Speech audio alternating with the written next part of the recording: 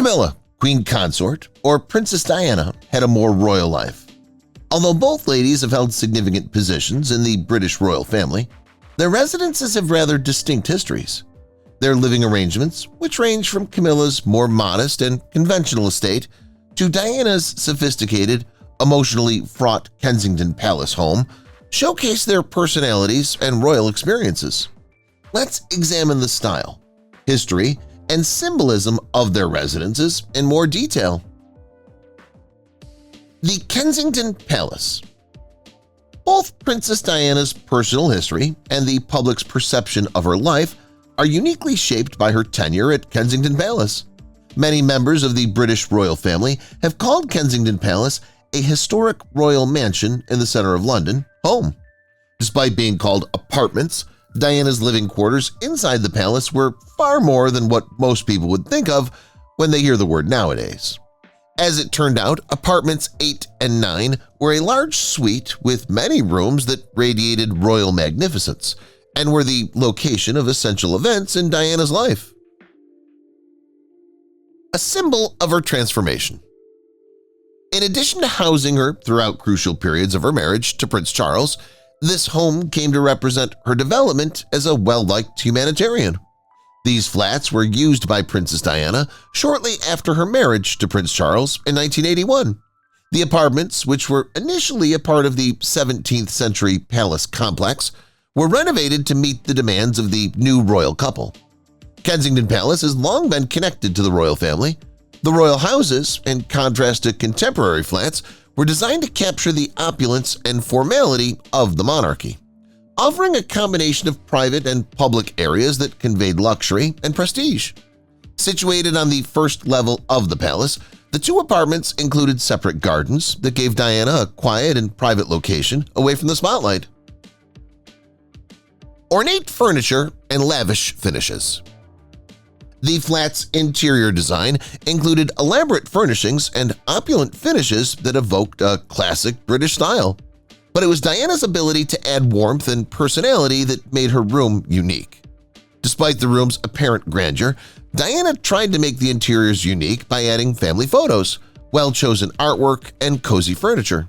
The people who saw Diana as approachable and grounded despite her status in the royal family would subsequently connect with these elements because they made the house seem more like a home than a chilly, formal royal environment.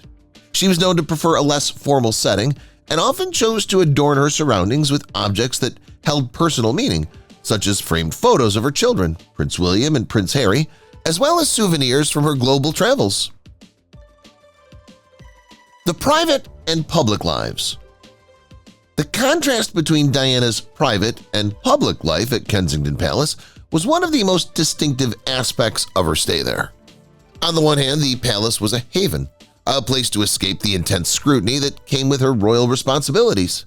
However, it became a backdrop for the highly publicized turmoil surrounding her marriage to Prince Charles, which ultimately led to their divorce in 1992.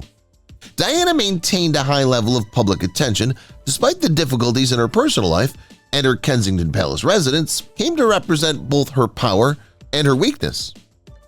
In addition to royal occasions, she became increasingly involved in humanitarian causes during her stay at the house, particularly those focused on children and landmine victims.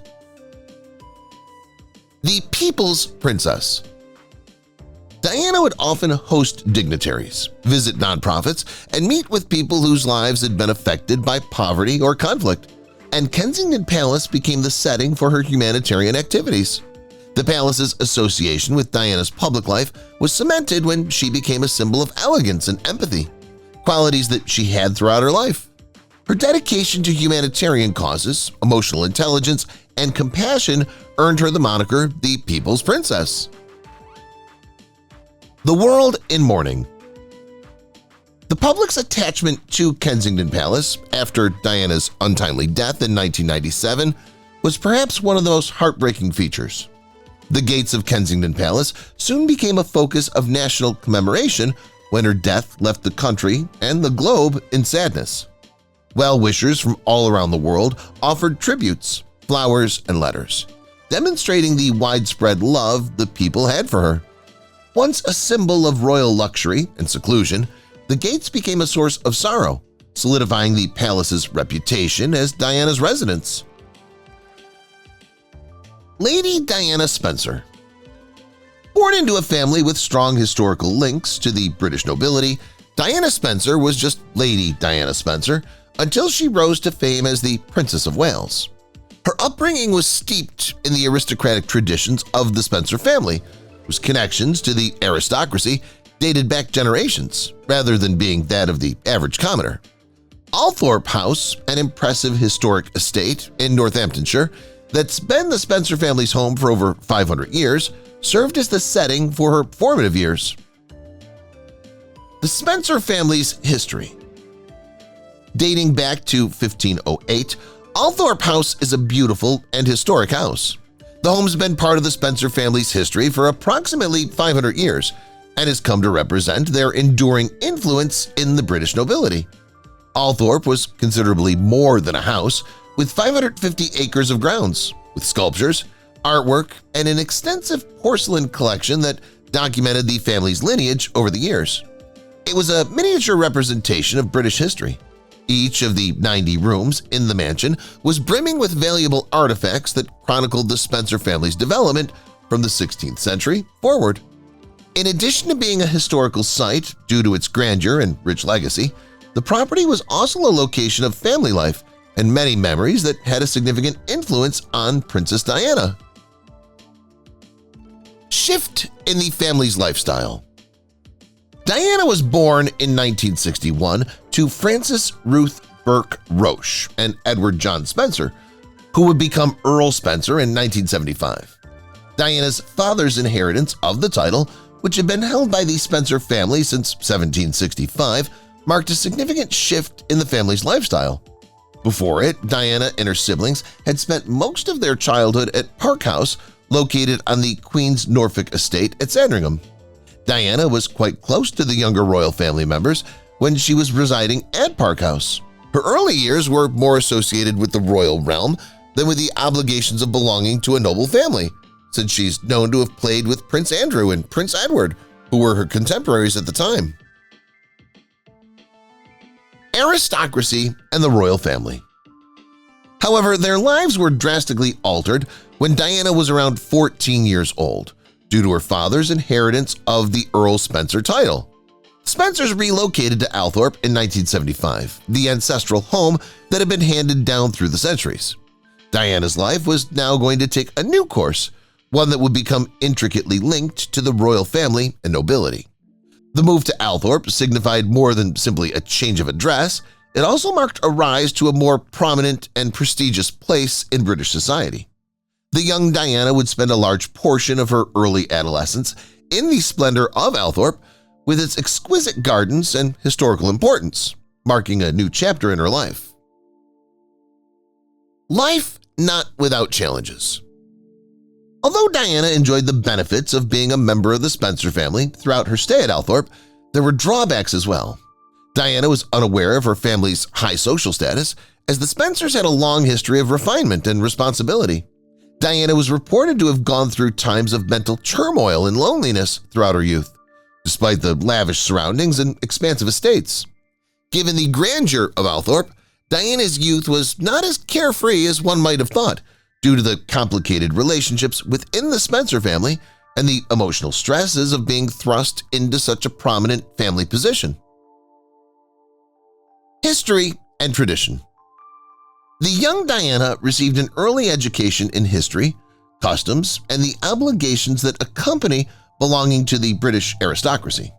Due to Althorp's strong connections to the Spencer family's aristocratic heritage. However, it also influenced her identity, enabling her to comprehend the demands made on her while navigating the intricate realm of British aristocracy. Even while she may not have had the carefree upbringing that many of her contemporaries had, Althorp was crucial in molding the young lady who would later become the Princess of Wales and win over the world. Her life changed forever. Diana's life was dramatically altered when she met Prince Charles, the heir apparent to the British monarchy, when she was only 19 years old. Their brief affair led to their engagement and marriage in 1991, which catapulted Diana into the public eye. Althorp, however, continued to be her real home despite the expansion of her realm, and she would return there both for personal meditation and in between royal responsibilities. Althorp served as her residence until 1982, when she relocated to London to live with Prince Charles. It provided her with a haven of refuge from the demanding public life that her marriage would soon require. Announcement of the engagement. The world was enthralled with the news of Charles, Prince of Wales, and Lady Diana Spencer's engagement on February 24, 1981. Diana became a worldwide celebrity as soon as the public's attention was drawn to her marriage to the future king. Due to her quiet personality and youthful attractiveness, Diana was dubbed Shy Di by the media. This moniker would stick with her for the majority of her early public life. The engagement, which took place just a few months after they made their public debut as a couple, was a momentous occasion for the world and the British royal family, as it signaled the start of what would turn out to be a highly publicized and closely watched marriage. The media immediately fixated on her. Diana was quickly introduced to the royal family, and it was immediately clear that she could maintain her composure under such extreme strain. Her beauty and grace were indisputable, and the media instantly became obsessed with her every move, despite her initially cautious demeanor. She immediately came to represent purity and young elegance, which stood in sharp contrast to Prince Charles's more experienced and politically astute persona. Millions of people fell in love with Diana because she was a beautiful young lady with blonde hair and blue eyes. Her image was one of wholesomeness and purity. Kindness and innate charm further enhanced this early depiction of her as a princess from a fairy tale. The historical wedding. The actual royal wedding, which happened on July 29, 1981, was an unprecedented spectacle in contemporary history. Numerous officials, celebrities, and members of foreign monarchies attended the event, which took place in London's St. Paul's Cathedral. Additionally, it was broadcast to hundreds of millions of people worldwide, making it one of the most watched events in history. The lavish celebration was expertly planned, and Diana's wedding gown, which David and Elizabeth Emanuel fashioned, went on to become one of the most famous bridal gowns ever made. The dress, which had an 18-foot train, long sleeves, and a billowing skirt, was a work of art and came to represent Diana's journey from Lady Diana Spencer to Princess of Wales. The world was mesmerized by her beauty. Diana's life in the royal limelight began with her marriage to Charles. The public was enthralled with her beauty and the evident love between her and her new husband as they stood side by side at the altar. There was no denying that Diana was a lady stepping into a new and strange world, even if her timidity seemed to give way to a calm confidence. Almost immediately, she went from being a private individual to a world-renowned figure. She would assume the role of the world's most photographed and talked about woman as the years went by. A little more than a year after the wedding, on June 21, 1982, Prince William, their first child, was born. For the British royal family, the birth of their first son was a significant event, as it guaranteed the continuation of the royal line. The populace welcomed Diana's innate mother instincts, and the country rejoiced in the coming of the future monarch. Diana's role as a mother. She developed into a mother over the next few years, and Diana is often seen in the media holding or playing with her son, Prince William. The world could see how much she loved and cared for her kids. On September 15, 1984, Diana gave birth to Prince Harry, her second son, confirming her status as a loving mother and a vital member of the royal family. Harry's arrival brought the family a sense of happiness and fulfillment. Diana's transformation into a global celebrity occurred rapidly, and she soon came to represent elegance, glamour, and poise. Her generosity of spirit was the only thing that could rival her capacity to enthrall the crowd. She raised awareness of a variety of humanitarian issues, including landmine clearance and AIDS awareness, by using her position as Princess of Wales. Her charitable activities were quite personal, and she made an effort to interact personally with the people she wished to assist. She often visited hospitals, orphanages, and other organizations that were impacted by the causes she supported. She gained international acclaim for her hands-on style and genuine human connection. Her style was constantly evolving. Apart from her charitable endeavors, Diana's sense of style gained notoriety. She established trends in the fashion industry because of her ever-changing sense of style. She gained fame for her immaculate taste by often wearing pieces by her favorite designers, Catherine Walker, Versace, and Chanel. Diana's outfit reflected her personality and the changing nature of her position within the royal family, and it was more than simply her taste in fashion. Diana's clothing reflected her personal development, from her more daring and fashionable attire as a divorced woman to her more conventional style during her early years as a royal bride. Diana's iconic black dress. One of her most famous fashion moments was in 1994, the same night Prince Charles came clean about his affair with Camilla Parker Bowles when she donned the famous black dress by Christina Stambolian, also referred to as the revenge dress. A turning point in Diana's life, her presence in the garment represented her fortitude and tenacity as she started to emerge from the shadow of her marriage and into a new stage of freedom. Both the fashion industry and the media praised the dress, which came to symbolize Diana's capacity to turn personal hardships into a strong and self-assured statement. Her hair reflected her personality. Each of Diana's various hairstyles set trends worldwide, making them an integral part of her public persona. Her hair often mirrored her personality and changing public image, from her signature shag haircut to the more refined and sophisticated looks of her latter years. She was frequently featured in the media because of her sense of elegance, natural beauty, and composure. She was admired for her grace and genuineness, as well as her royal responsibilities. But underneath the surface of the idyllic royal union, Princess Diana and Prince Charles's relationship was starting to fall apart. Tormented by marital problems that became worse over time, the tremendous strain of royal life, combined with personal hardships, caused a marriage collapse that the world could see more clearly. Diana was grappling with an emotional change. Even though their early years together seemed happy on the surface, Diana was dealing with several emotional and personal issues that would influence her life and public demeanor for years to come. One of the most difficult times started soon after Prince William, her first child, was born in 1982. Diana began to suffer from severe postpartum depression at that point, which had a significant negative influence on her mental and emotional well-being. The heavy demands of her new life as a wife, mother, and a well-known person worldwide exacerbated the problem. Despite being perceived by the public as a symbol of maternal beauty and love, Diana felt isolated and unprepared for the demands of her role. Inadequacy and low self-esteem. She suffered from poor self-esteem and feelings of inadequacy, which were exacerbated by the intensive scrutiny of her every action and the continuous media attention. Charles' continued emotional attachment to his ex-lover, Camilla Parker Bowles, formed an unbreakable emotional barrier, and her marriage to Prince Charles was already deteriorating.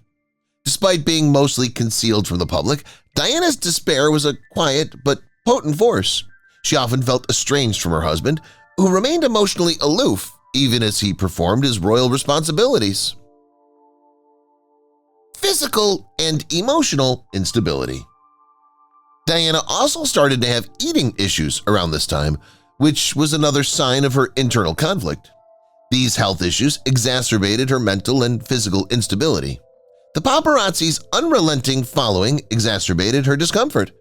The tabloid press, with its ravenous desire for royal drama, documented, dissected, and aired every detail of her existence.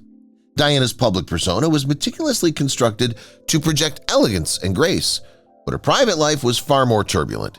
She felt very alone as a result of the media's interference and the royal family's expectations of her. She often felt confined by the expectations of her position, as well as by the general public's perception of her. The rifts in Diana and Charles's marriage became more noticeable as the years passed. The friction between them became increasingly apparent to the media as their public appearances became more tense. Their formal separation. The marriage officially split in 1992 due to several allegations of adultery, including Diana's attachment to James Hewitt and Charles' continued connection with Camilla. Their marriage underwent a sea change after the revelation, yet the media continued to follow. Diana decided to provide her side of the tale at this time, which was unique. She worked with writer Andrew Morton on Diana, Her True Story, which was published in 1992. Diana's challenges, including her bouts with melancholy, loneliness, and the mental trauma she underwent throughout her marriage, were candidly and emotionally described in the explosive biography. Her disclosures defied royal convention, giving the people a direct, unguarded, and unfiltered hearing. Eating disorder, mental health, and the breakdown. The book set up a media frenzy. The world was horrified by Diana's candor regarding her eating problems, mental health issues, and marital dissolution. Although Diana was depicted in the book with much sympathy, the royal family, especially Charles and his connection with Camilla, was harshly criticized. Millions of people worldwide were moved by her audacious and revolutionary decision to speak out. It revealed the genuine suffering of a woman trying to discover herself amidst personal anguish and constant public scrutiny, as well as the flaws in the royal marriage. The television interview. In addition to the book, a historic 1995 televised interview revealed more of Diana's hardships. Diana spoke openly about her marriage, her mental health, and her time in the royal family in the now-famous interview with BBC journalist Martin Bashir. The most startling part was perhaps when she spoke the now-famous phrase, "There were three of us in this marriage," alluding to Camilla Parker Bowles' ongoing presence in her marriage to Prince Charles. Millions of people saw the interview, which exposed Diana's power and sensitivity and marked a turning point in her life. Many people found it to be a very sympathetic moment as Diana showed herself to be a human being fighting against institutional coldness, treachery, and loneliness, in addition to being a royal figure. The separation was emotionally charged. Diana and Charles' divorce was a protracted and very emotional process that included intricate discussions over property, financial settlements, and custody of their two boys, Prince William and Prince Harry. The official announcement of the marriage's breakup in 1996 heightened public discussion and media attention, despite the decision to split having been previously made public. Although Diana eventually obtained a sizable monetary settlement, losing her title as Her Royal Highness was one of the most significant symbolic losses she suffered. This was a devastating blow for a lady who had previously been at the center of the monarchy. The end of a chapter. The final date of the divorce was August 28, 1996. It signaled the end of a chapter characterized by civic responsibility, personal suffering, and worldwide intrigue. Even though her title as Princess of Wales had changed, Diana was still a well-liked and influential person. With her newfound freedom, she was able to reevaluate her role as both a humanitarian and a public figure. She devoted her energy to helping others and became a strong advocate for causes that were important to her, such as the fight against landmines, AIDS awareness, and the plight of the homeless. A personal liberation. Despite the heartache, Diana's divorce also catalyzed her independence. She pushed herself into work that was important to her, no longer constrained by royal procedure. Diana's efforts went beyond public appearances. She interacted with the people she was trying to assist firsthand. She connected with people on a deeply personal level by spending time in hospitals, shelters, and hospices, in contrast to many public personalities who relied solely on photo ops and high-profile galas. Developing empathy and consciousness in her boys was one of her top priorities. She often introduced Prince William and Prince Harry to the world beyond the royal gates by taking them on field trips to shelters, hospital units, and orphanages. She wanted her children to grow up knowing luxury and responsibility and to recognize humanity in all its manifestations. Reshaped what it meant to be royal. Through these initiatives, Diana not only maintained her reputation as a kind person, but also changed the definition of royalty in contemporary society. She changed from being a royal princess to a world-renowned humanitarian in the years after her divorce, People adored her for her heart, not her title. Diana taught her kids the value of compassion and empathy via these visits. She encouraged them to treat everyone with decency, regardless of their circumstances or social rank, and to acknowledge the difficulties that others face. Knowing full well that her kids will live in a world of great affluence, Diana was committed to teaching them about human frailty and emotional complexity. Shelters, hospitals, and orphanages. She felt that Prince William and Prince Harry would have the emotional intelligence and maturity necessary to lead with compassion and understanding if they were exposed to the struggles and suffering of others, in addition to changing their perspective on the world. Diana's insistence on sending them to hospitals, shelters, and orphanages also instilled in them a lifelong dedication to humanitarian work, which both princes still support today. Diana's kindness, warmth, and modesty won her the nickname the People's Princess, which had a lasting impact far beyond the boundaries of the United Kingdom. Diana had an unmatched relationship with the public. Few public people are ever as approachable, emotionally honest, and relatable as she was. Diana, in contrast to many other royal family members, was not just a ceremonial figure, she was very human, and her candor about her difficulties only deepened her connection with the public. Diana was committed to making a difference. She was a lady of the people, dedicated to changing people's lives by genuine deeds of compassion and fervent advocacy. Diana had widespread adoration, and her influence endures today, not just in the causes she supported, but also in the way she reshaped what it meant to be a royal in contemporary times. The Northamptonshire estate of the Spencer family, Althorp House, is significant to Diana's life and legacy. She was born and raised there, and after her untimely death in 1997, it served as the location of her last resting place. Within the serene gardens of Althorp, Diana's burial is situated on a little island in the middle of the picturesque round oval lake. The calm, introspective atmosphere perfectly captures the dignity Diana aspired to in life. The serene seclusion of the island and lake serves as a moving representation of the emotional detachment she often experienced from the more formal, public aspects of royal life. Her memory may be reverently remembered in this intimate and holy setting. The house remained in the Spencer family. Althorp House is much more than merely a noble residence. The estate, which dates back to the 1500s, spans acres of rural terrain featuring homes, farms, forests, and even small towns scattered throughout.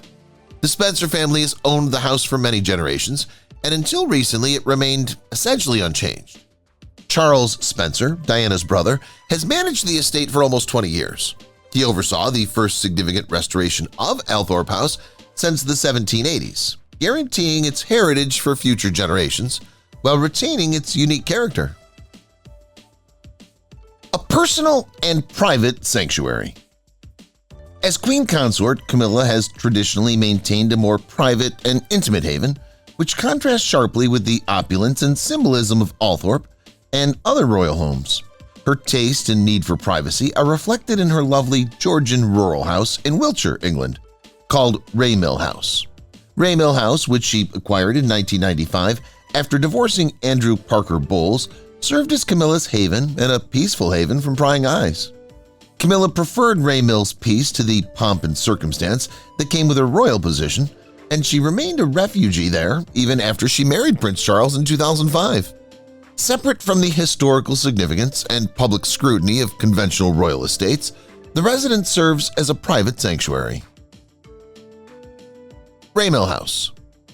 Raymill House has never been part of the royal estate. It remains Camilla's private residence, in contrast to Kensington Palace, an official royal palace rich in ceremonial importance and history. The home, which dates to the Georgian period, combines the coziness of rural life with historic beauty. Compared to expansive royal estates, Raymill's 6 bedrooms are small, yet it provides plenty of space and peaceful haven. The residence is situated on a large plot of land and has an outdoor pool, beautiful gardens, and stables, all of which are intended to serve as a refuge from the harsh scrutiny of royal life. Ray Mill provides Camilla with the seclusion of freedom she's always valued, making it more than simply a place to call home. Warm, inviting, and unpretentious. Ray Mill House's interior design is warm, welcoming, and simple, reflecting a very particular taste. It celebrates the comfortable elegance of English country style rather than the opulence of conventional royal houses.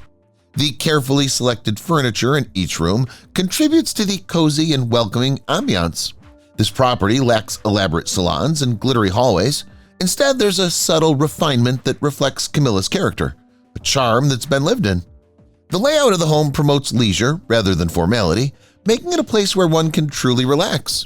Instead of public responsibility and spectacle, it talks of individual ownership and retreat. Reflection and natural beauty.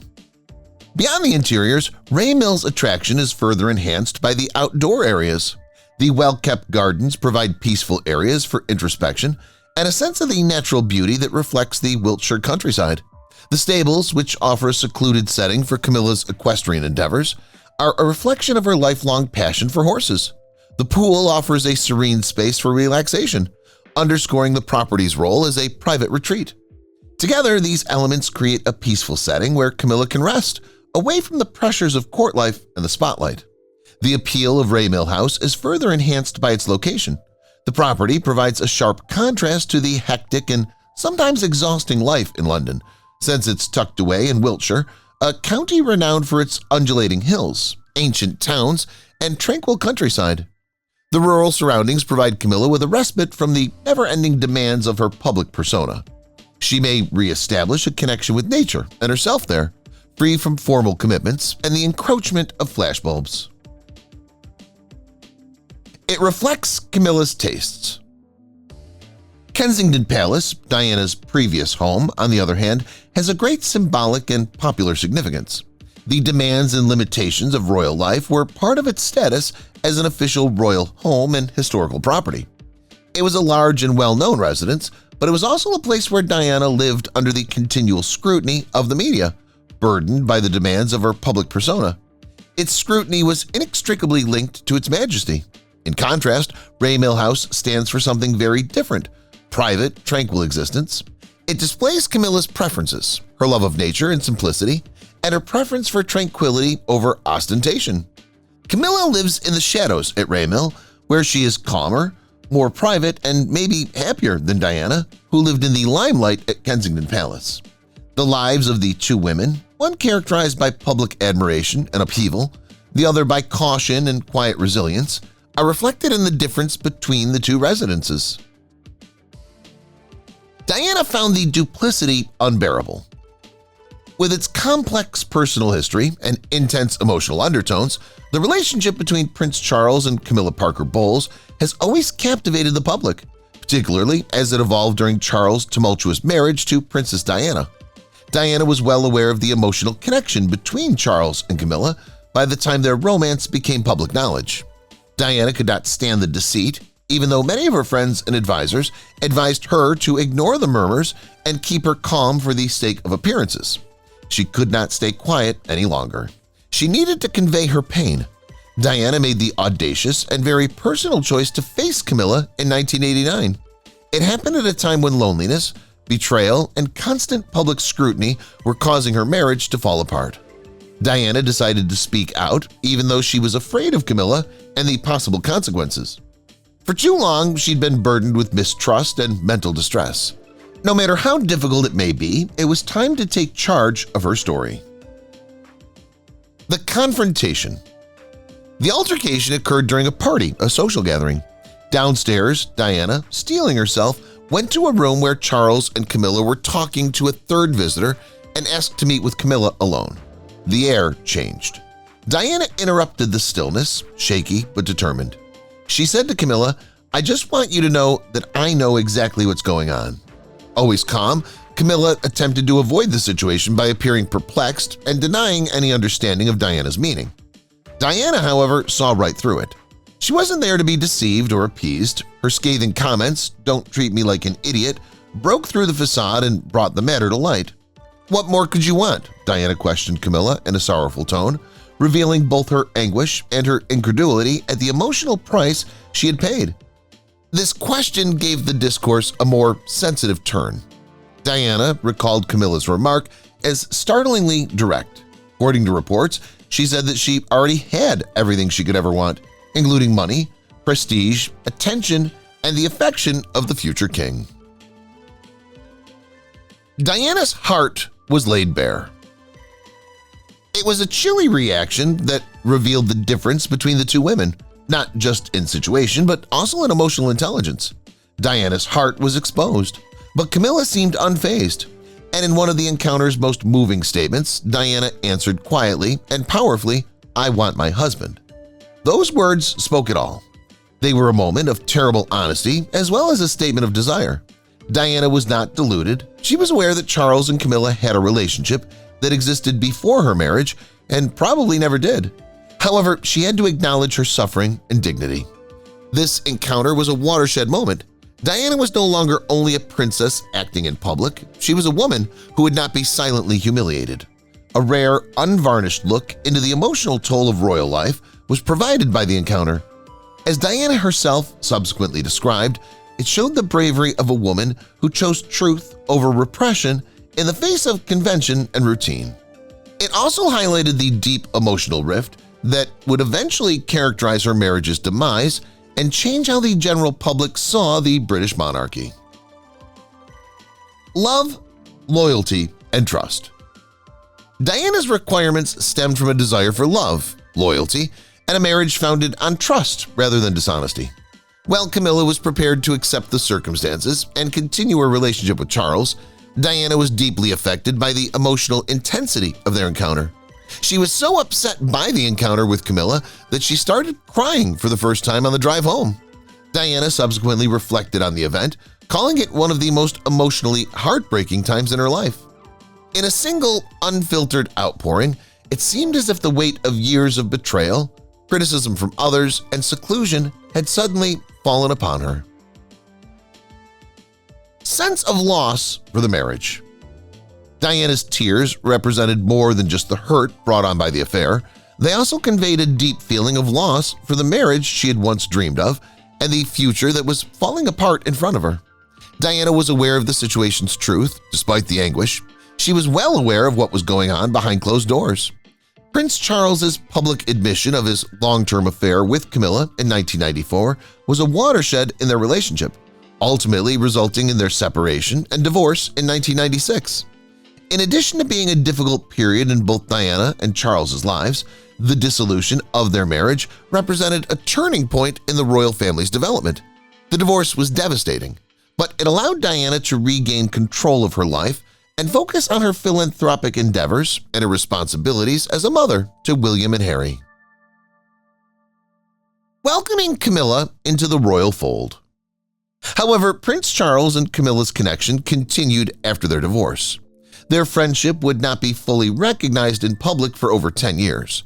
Charles and Camilla formally welcomed Camilla into the royal family in 2005 when they were married in a civil ceremony. At that point, Camilla had been a constant in Charles's life for many years, and their relationship, albeit one marred by years of controversy and secrecy, became a representation of unwavering love and dedication.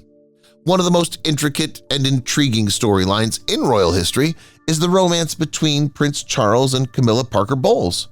They were both in their 20s when they started dating in the early 1970s, and it took them more than 30 years to get married.